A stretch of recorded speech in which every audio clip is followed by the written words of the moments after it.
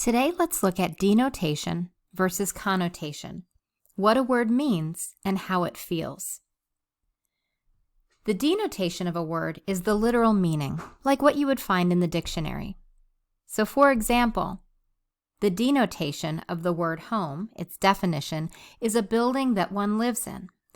But the connotation of a word is the feeling it elicits from the reader. For example, the connotation of the word home is a feeling of coziness, a warmth. Let me put it another way.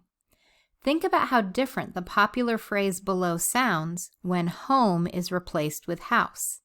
Normally, you would say home is where the heart is. When we say house is where the heart is, not much feeling there, right? But when we put home back in, it feels warmer, like something you might find in a greeting card. Now, not everyone in the world will look at the word home and think it has a warm connotation or feeling to it. Connotation is very individual, kind of like those perspective glasses we talked about. But there still, for most words, is a general feeling that people have. So what I'd like you to do as practice to understand connotation or the feeling of words is scroll down and read the poem Flying Kites. As you read it, I'd like you to put in bold 6 words that you think have a feeling attached to them, which is really, again, a connotation beyond the literal meaning. Trust your instincts because everyone's paper will look different, and that's okay. If you're not sure how to put a word in bold, you simply use the mouse, you highlight the word, and go up to the top here where the letter B is. Click B, and you bold it. You can also just use Control B on your keypad, and that'll work too. Let me read you the poem first, and then give you an example. Flying Kites by Quincy Troop. We used to fly rainbow kites across skull caps of hours, holes on blue wings of the canvas of sinking suns. Running winged eyes locked to wind, we'd unwind the kite string up and away, then run them down blue tapestry, up the sky again, then down until a sinking sun rolled down into a swallowing sky. Today we fly words as kites, across pages of wind, through skies as poems we shape from holy, bloody adjectives and nouns. We loop into sound circles ringing like eclipse the sun's tongue. Now, poetry might not be your thing, and even if you didn't completely understand what was happening in the poem, I'm guessing you found a few words that you thought had a feeling to them. A bad example would be the word the.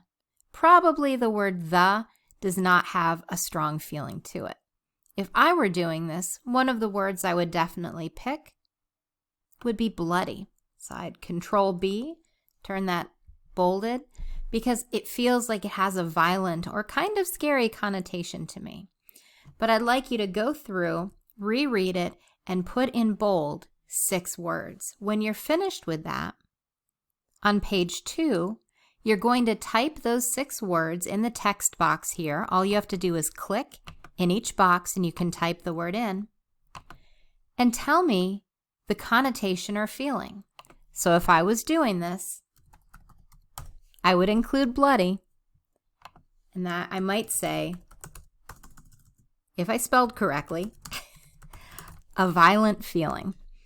I'd like you to do this for 6 words. Take a few minutes to do that, and then when you're finished, at the very bottom is a wordplay box, and you'll see a lot of these throughout the unit.